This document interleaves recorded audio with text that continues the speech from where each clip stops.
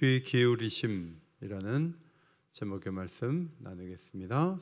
옆 사람과 인사하시겠습니다. 잘 나오셨습니다. 새벽에 5일 동안 열심히 잘 모이시고 또 오늘 정한 시간에 또 기도하는 자리에 나오셔서 고맙습니다. 찰나역정을 한 장씩 우리가 보면서 크리스찬과 대화를 나누는 두 부류의 사람들을 만나게 되죠. 한 부류의 사람들은 고난을 이겨내게 하고 힘을 얻게 하는 사람들이고, 또 한 부류의 사람들은 유혹하고 쉽게 살라고 설득하는 사람들이죠. 해석자나 또 전도자, 아름다운 집에서 만난 아가씨들은 도움을 주는 사람들이었지만, 허울과 위선, 세속현자, 소신과 불신 같은 인물들은 마음을 어둡게 하고 하나님의 뜻과는 먼 길로 인도하는 그런 인물로 등장하고 있습니다. 좋은 사람들을 만나는 게 중요하고, 또 말이 잘 통하는 사람들하고 같이 있는 것도 참 중요합니다. 부부가 살아갈 때에도 우리 부부는 대화가 잘 되고요, 제 남편은 제 얘기를 정말 잘 들어주고 또 제 아내는 저를 존중해 준답니다. 자, 이런 얘기를 하면 그 말을 듣는 사람도 기분이 좋고 행복해지죠. 그런데 많은 것을 누리면서도 우리는 대화가 잘 안 되고요, 늘 일방적이고, 저는 물냉면 먹고 싶었는데 한 번도 먹어본 적이 없고, 남편은 늘 비빔을 무조건 시켜버리기 때문에 남편이 시켜준 걸 먹어야 하고 너무 힘들었습니다. 이러면 잘 산다 그래도 참 행복해 보이지 않죠. 하나님은 우상과 대조가 되고 잘 소통이 되는 분으로 그렇게 성경이 묘사하고 있는데, 시편을 보면 하나님에 대해서 여호와께서는 위대하시며 우리 주는 모든 신보다 위대하시도다. 그분은 기뻐하시는 모든 일을 천지와 바다와 그 가운데서 행하는 분이시라고 설명을 하면서, 하나님 대신 우상에 대해서 먼저 말씀을 드리자면, 우상은 눈에 보이고 내가 원하는 곳에 갖다 놓고 오른쪽을 보게 할 수도 왼쪽을 보게 할 수도 있고 내가 다 앞에 두고 편하게 얘기할 수도 있음에도 불구하고, 우상은 눈이 있어도 안 보이죠. 귀가 있어도 귀를 이렇게 만들어 놓은 거지 듣지는 못하잖아요. 그 입에 아무 호흡도 없기 때문에 그것을 의지하는 자와 만든 자가 다 어리석다, 그렇게 성경에 기록이 되어 있습니다. 인왕산에 올라가시면요, 나무를 섬기는 사람도 있고 돌을 섬기는 사람도 있고, 사람 모양의 우상을 만들어 놓고 거기 절하는 사람도 있고, 촛불을 이렇게 켜놓고 제사 행위를 하는 사람들이 이 시대에도 얼마나 많은지 인왕산에 올라가면 볼 수가 있어요. 문제는 우상은 생명이 없기 때문에 못 들어요. 볼 수도 없어요. 그래서 도와줄 수가 없는 것이죠. 근데 우리 하나님은 소리를 들으세요. 잘 들으세요. 그리고 보세요. 하나님 앞에 우리가 찬송을 오늘도 많이 불렀는데, 찬송을 부르는 이유는 이것입니다. 이사야서 43장 21절에 이 백성은 내가 나를 위하여 지었나니 나를 찬송하게 하려 함이니라. 이 말씀의 전제 조건이 뭐냐면 하나님이 잘 듣는다는 거예요. 아무리 찬송해도 찬송을 무가치하게 여기고 하나도 안 들리고 그렇다면 이 말씀은 허구죠. 이 말씀의 전제 조건은 하나님이 찬송을 들으신다는 거예요. 그래서 너무 예배에 익숙하고 찬양에 익숙하다 보니까 예배 자리에 와서도 아는 찬송도 잘 안 부르는 경우가 있는데, 사실은 사람 앞에 부르는 게 아니고 하나님께 부르는 게 것이기 때문에 힘을 다해서 노래하는 게 맞죠.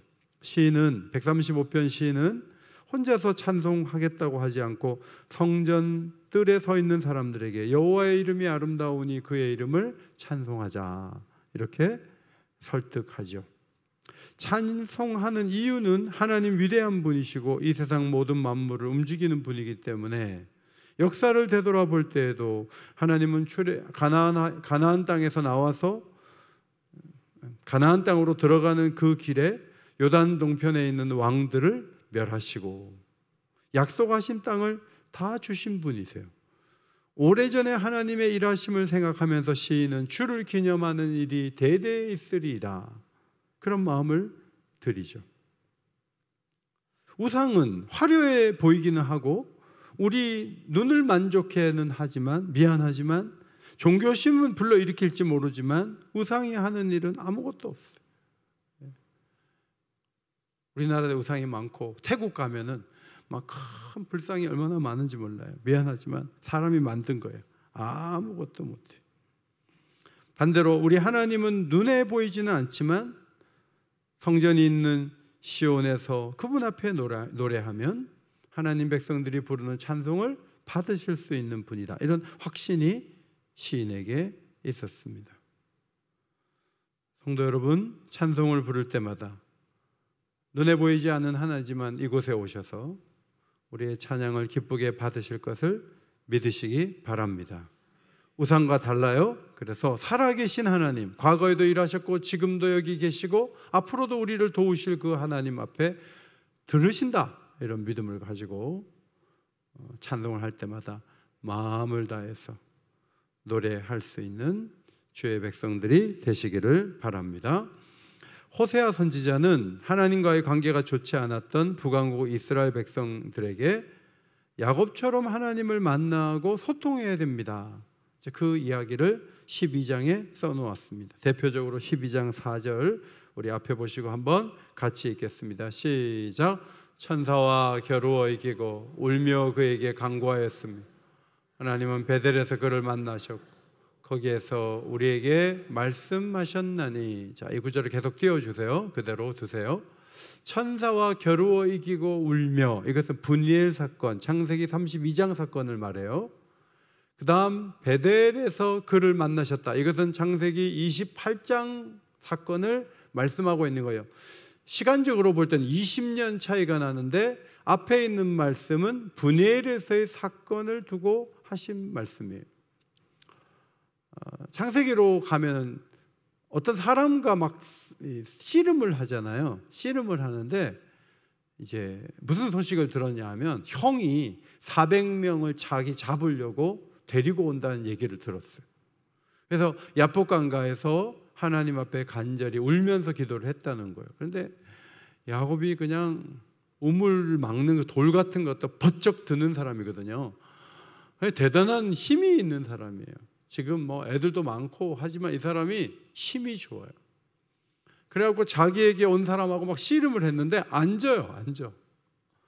그래갖고 막 씨름을 밤새 했는데 이 사람이 앉으니까 이분이 환도뼈를 쳐가지고 위골이 된 거예요. 그래서 제대로 걸을 수 없도록 만들었다는 거죠. 그 창세기 32장 사건을 이렇게 설명하면서 이런 간절함으로 하나님의 도우심을 받으려고 호세아 시대 사람들이 애쓰지 않는다는 거예요. 기도가 풀이 죽어 있고 하나님이면 된다는 생각보다는 강대국에 기대기도 하고 왕의 지혜를 얻으려고 하고 어디 그냥 뭘 많이 쌓아놓고 그걸 의지하려고 하고 뭐 그런 식으로 성의 견고함을 보기도 하고 그런 식으로 시대를 막으려고 하지만 사실 기도라고 하는 것은 버티는 뭐 그냥 뒤면 강이고 앞은 적이고 그냥 배수진을 치고 앞으로 나가는 그 기도의 정신, 이것이 호세아 시대의 사람들에게 없었다는 말씀이죠. 야곱은 분이엘에 도착할 때까지 긴 세월 자기의 지혜와 능력과 최선을 다해 달려왔습니다. 베델에서 혼자였고 가나안으로 향하던 분이엘에서도 홀로 기도했죠. 근데 동일하신 하나님이 베델에서도 만나주시고 분이엘에서도 만나주셨는데 먼저 베델에서 만나주실 때 야곱에게 하나님은 이런 말씀을 하셨어요. 28장 15절 말씀, 자 같이 한번 읽습니다. 시작. 내가 너와 함께 있어 내가 어디로 가든지 너를 지키며 너를 이끌어 이 땅으로 돌아오게 할지라. 내가 내게 허락한 것을 다 이루기까지 너를 떠나지 아니하리라 하신지라. 내가 너와 함께 있을게. 난 너 떠나지 않아. 난 너한테 뭐 할 게 있어. 그거 다 할 때까지 내가 널 절대로 떠나지 않아. 너 이 땅으로 돌아올 거야 라고 베델에서 하나님이 만나 주셨고 말씀해 주셨습니다. 32장 28절 그가 이르되 내 이름을 다시는 야곱이라 부를 것이 아니요 이스라엘이라 부를 것이니 이는 내가 하나님과 및 사람들과 겨루어 이겼음이라. 형을 이겼죠. 아버지를 속였죠. 그리고 장자권을 행사할 수 있는 권한을 기도를 통해 받았어요. 라반이 대단한 사람이지만 야곱을 이기지는 못했어요. 야곱은 밤새 일하면서 거부가 되었어요. 물론 하나님의 축복이 있었고 또 믿음도 있었지만 야곱은 지지 않고 계속 달렸고 많은 부를 얻기도 했습니다. 이제 집요했던 라반에게서 탈출해서 전과 전혀 다른 삶을 이제는 살게 되었다고 생각했지만 내일이면 형을 만나야 됩니다. 자기를 만나면 죽이려고 했던 그 형을 만나야 했습니다. 야복 강가에서 밤새 기도하죠. 히브리어 야복, 히브리어 씨름하다라는 말이 야코브예요. 그 다음에 야콥, 이 다 비슷해요. 그러니까 야곱 자체가, 야곱 자신이 누군가 계속 씨름하는 사람이에요. 경쟁하기도 하고요, 싸우는 사람이에요. 그는 너무 건강하고요, 싸워서 안 지는 사람이에요. 체력도 있고 의지도 있고 힘도 있어요. 그러다가 환도뼈를 맞았어요. 씨름하다가 맞아요. 환도뼈가 고관절이에요. 여기 다치면 노인들은 돌아가세요. 여기가 위골되면 이제 끝나는 거예요. 그런데 야곱이 여기를 맞고 하나님과 대화를 시작하죠. 하나님이 묻습니다. 내 이름이 무엇이냐? 자, 이름을 물을 때는 높은 분이 낮은 사람에게 묻는 거예요. 하나님이 높은 분이라는 거죠. 야곱은 저는 야곱입니다. 야곱이라는 말 이름 속에 속이는 사람, 경쟁자라는 뜻도 있고요, 선수 치는 사람이라는 뜻도 있어요. 선수 친다. 안 지려면요 선수를 쳐야 되거든요. 치고 나오는 거예요. 상대방이 아직 예상도 못할 때 딱 치고 나오는 거예요. 이게 야곱이에요. 제 이름은 야곱입니다.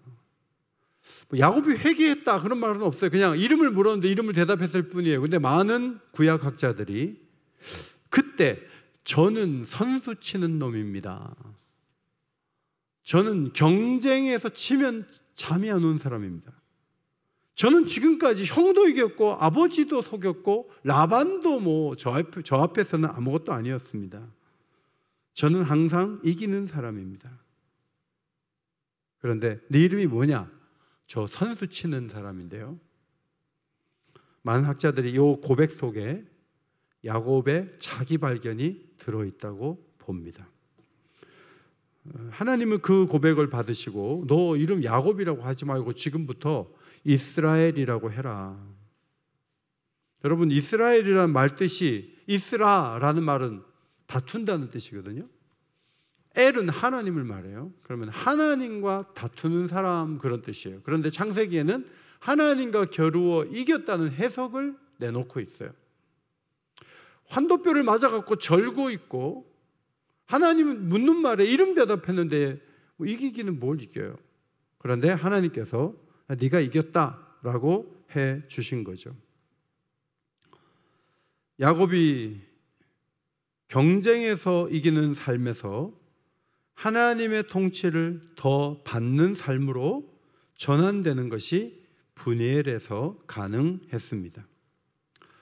이스라엘이라는 이름이 하나님과 싸워 이겼다는 의미가 있지만 하나님과 싸운 결과 제대로 걷지도 못하는 처지에서 그는 이전과는 다른 사람이 되도록 하나님의 인도함을 구체적으로 받게 됐습니다. 사울이 앞이 보이지 않아서 다메섹에서 세계관의 전환이 일어났던 것처럼 환도뼈를 맞은 야곱이 경쟁으로만 이기는 삶이 아니라 하나님의 보살핌과 도우심으로 이기는 경험을 이제부터 하게 되는 거예요. 대표적인 것으로 그 다음날 야곱의 형이 올라왔을 때 400명 몰고 옵니다. 하나님 저에게 4,000명 주세요 하고 제압하는 게 아니에요.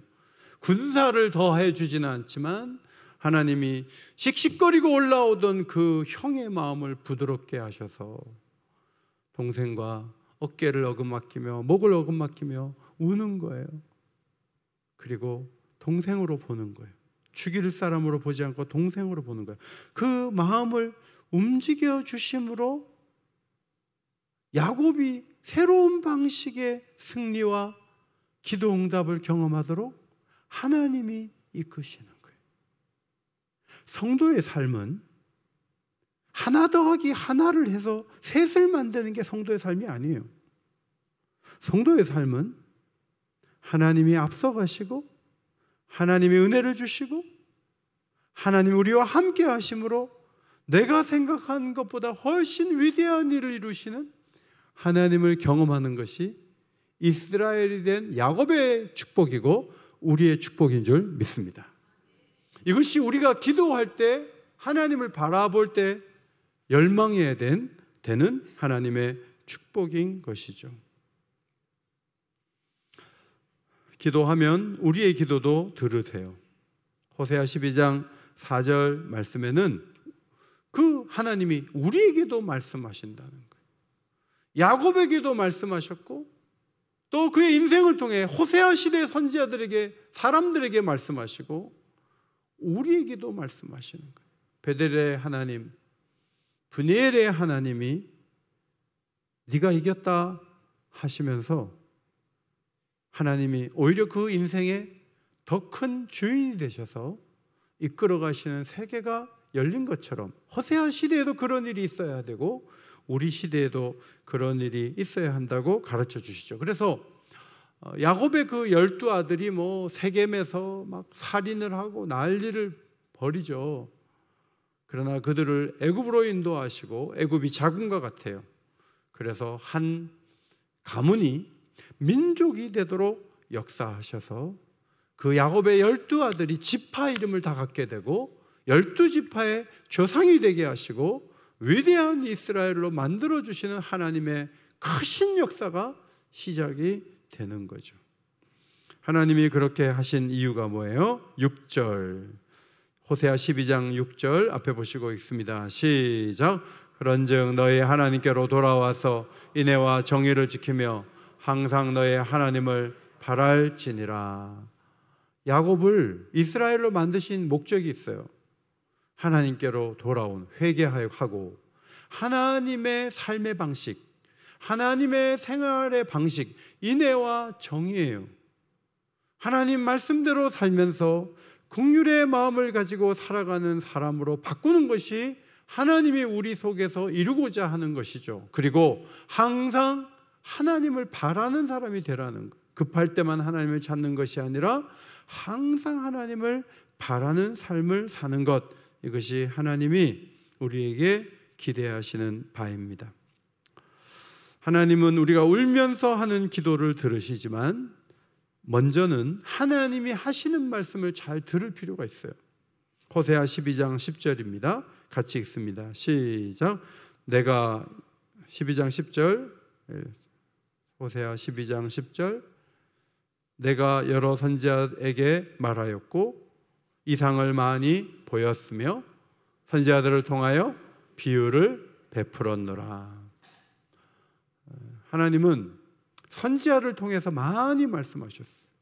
선지자들에게 이상을 보여주시고 백성들에게 설명하라고 하시고 잘 못 알아들을까 봐 비유도 알려주시면서 비유까지 해가지고 하나님 뜻을 풍성하게 선지자들에게 많이 말씀하셨는데 그것이 구약성경 39권이에요. 그래서 하나님 말씀을 잘 듣는 게 중요해요. 여러분이 성경을 계속 읽잖아요. 바쁘면 안 읽고 철로역정 읽을 때는 성경 안 읽고 그렇게 하면 안 되고 꾸준히 성경을 보세요. 맥체인이 좋아요. 넉 장 많지도 않아요. 저도 이제 맥체인 저녁에 막 열심히 못했을 땐 저녁에 해요. 제 아내가 여보 나는 막 눈이 감겨요. 이제는 자야 되겠어요. 10시 넘었으니까 자요. 나는 맥주는 아직 2장 남았어요. 정리하고. 그럼 우리 집 사람은 안 자고, 제가 이제 그 다 정리하고 들어오면 여보 훌륭해요 그래요. 칭찬받아, 칭찬. 여보 훌륭해요. 오늘 읽어야 될 양을 못 읽었으니까 정리를 하고 자야지. 그리고 그 노트, 다이소에 가면은 옥스포드 노트 90장짜리 있어요. 그거 석 달짜리 탁 해가지고 한 권 탁 쓰는데 기분이 굉장히 좋아요. 정리하는데 하나님 말씀을 마음에 새기는 기쁨이 있는 거예요. 그래서 하나님 말씀을 잘 들어야 돼요. 성경을 통해 듣고, 설교를 통해 듣고, 또 사랑방에서 나누면서 하나님 말씀을, 형제를 통해서 들려오는 하나님 말씀의 적용점을 찾아내고 꾸준히 듣는 이 길을 갖는 것이 중요하죠. 히브리서로 가면, 히브리서 1장이에요. 옛적의 선지자들을 통하여 여러 부분과 여러 모양으로 우리 조상들에게 말씀하신 하나님이 이 모든 날 마지막에는 누구를 통하여? 아들을 통하여 우리에게 말씀하셨다 그랬어요. 그러니까 하나님은 말씀하시기를 좋아하는 분이에요.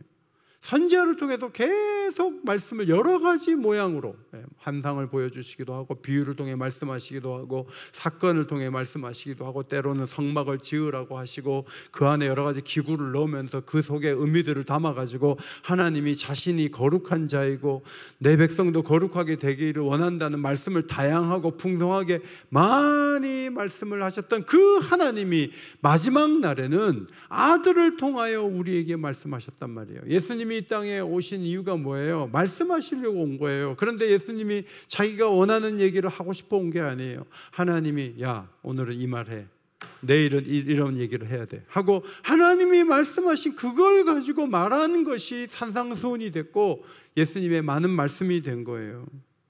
어떻게 알 수 있느냐? 요한복음 12장 49절, 내가 내 자의로 말한 것이 아니요 나를 보내신 아버지께서 내가 말할 것과 이룰 것을 친히 뭐요? 명령하여 주셨다는 거예요. 이 말해. 내 자의로 말한 게 없다. 하나님이 하라고 한 말을 나는 했을 뿐이다 라고 예수님이 말씀하시잖아요. 14장 24절, 너희가 듣는 말은 내 말이 아니요 누구 말씀이다?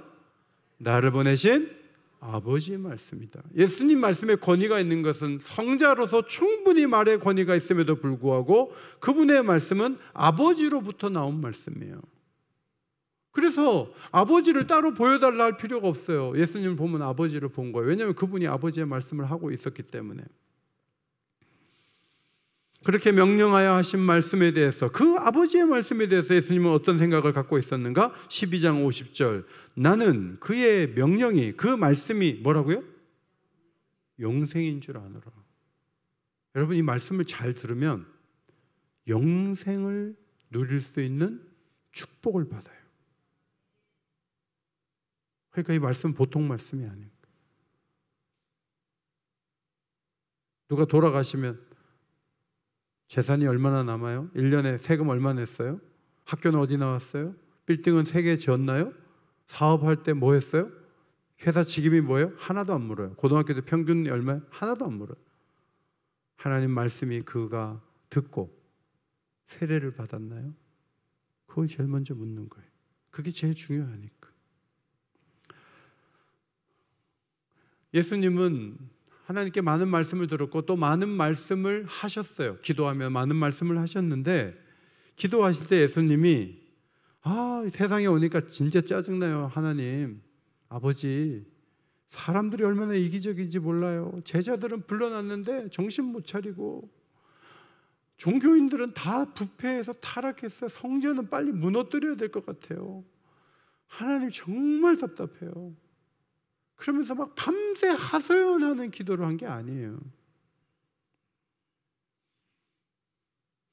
예수님이 먼저 하나님이 자신에게 하는 말씀을 더 잘 들으시면서, 예수님의 희망은 뭐예요? 사람들의 건강한 생각과 결심과 충성이 아니에요. 예수님은 그 하나님 말씀, 자기에게 주신 그 하나님 말씀이 세상을 바꿀 것을 바라보시는, 그리고 자기가 그 말씀대로 십자가를 졌을 때 하나님은 놀라운 계획을 앞으로 이룰 것이라는 그 미래에 대한 비전이 있었기 때문에 현실에 대해서 너무 궁시렁거리지 않아요. 우리가 현실에 대해서 많이 궁시렁거리는 이유 중에 하나는 현실이 크기 때문에 그래요. 미안하지만 소망은 우리에게 있지 않고 우리가 가진 것에 있지도 않아요.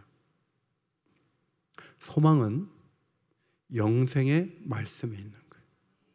이거는 돈을 쌓아놓는 어떤 금고에 있는 그 보물하고는 달라요.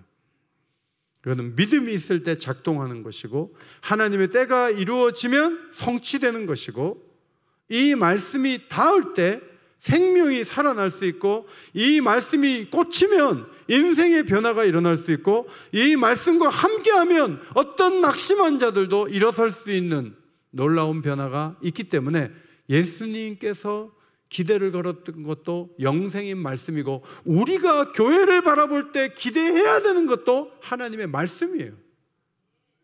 말씀에 대한 기대를 저버리면 교회가 아니에요. 교회의 미래는 어떻게 될까요? 영생의 말씀에서부터 시작해야 돼요. 하나님 말씀이 살아나면 교회도 살아날 줄 믿습니다. 하나님 말씀이 죽어 있으면 라오디게아 교회처럼 나는 부자라 해도 소용없어요.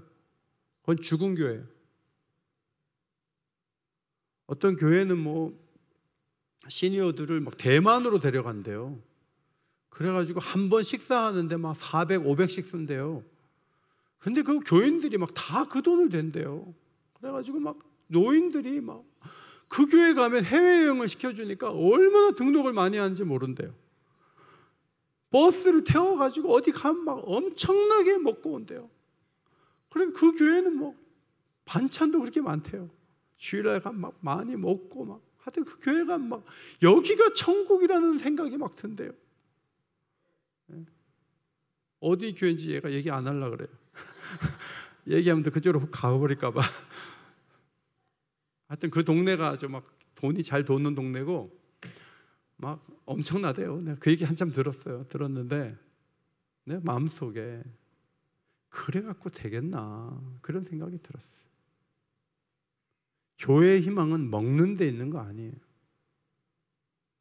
어디 태워가지고 어디 속리산 갔다 와가지고 하루는 좋을지 모르지만 잘못하면 거기 가서 또 싸움 나가지고 씩씩거리고 돌아오면 돈은 돈대로 쓰고 시험 들어가지고 오는 거예요. 어떤 교회는 막 어디 그런 데 가가지고 또 목사님하고 같이 화투를 쳤대요.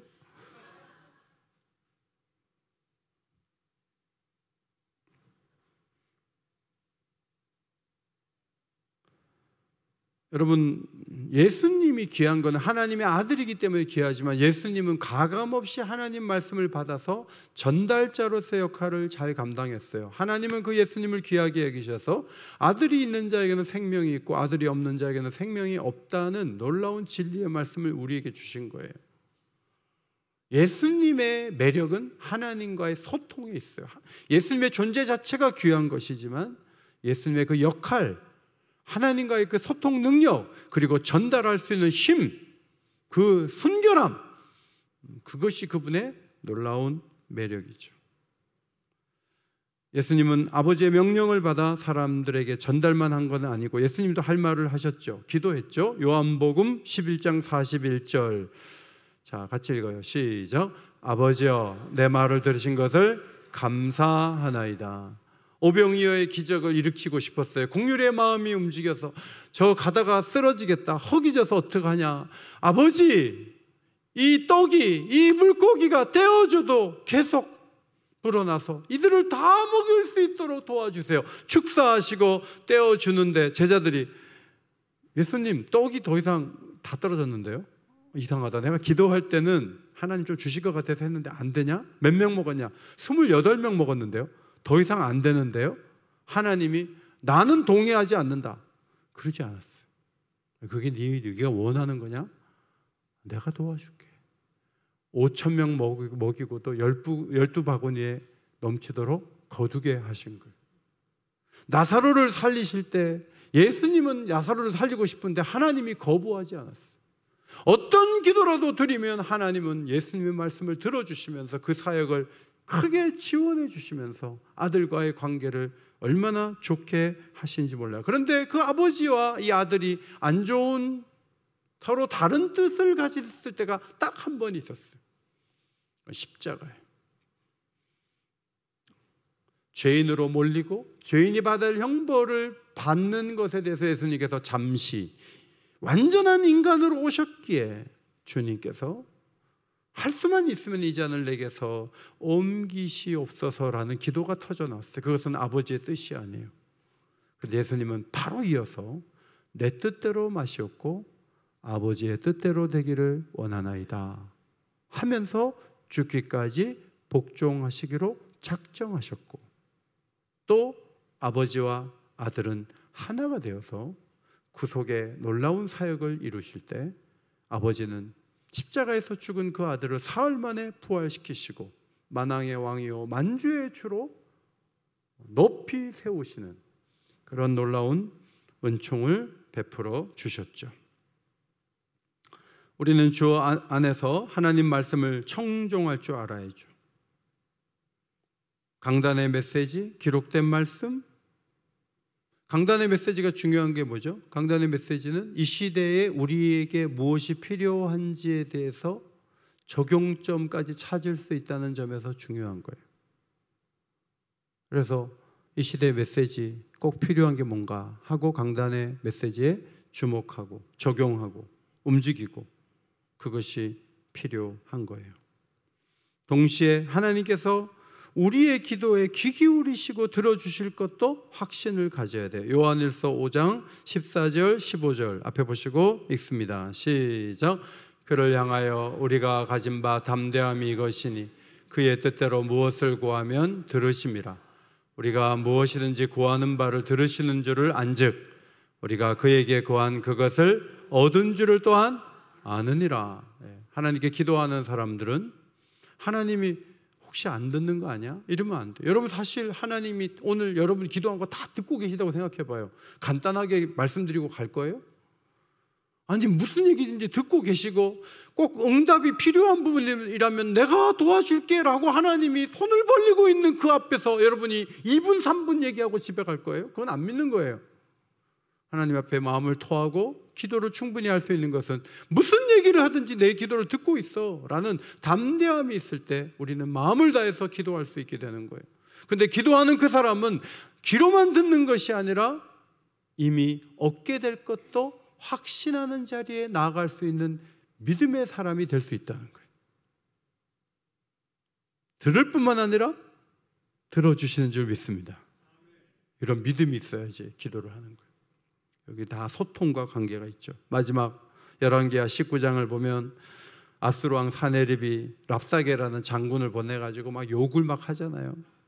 역사서 읽어보면 막 소변을 먹이고 대변 먹이겠다 그러고 막 엄청 욕을 하잖아요.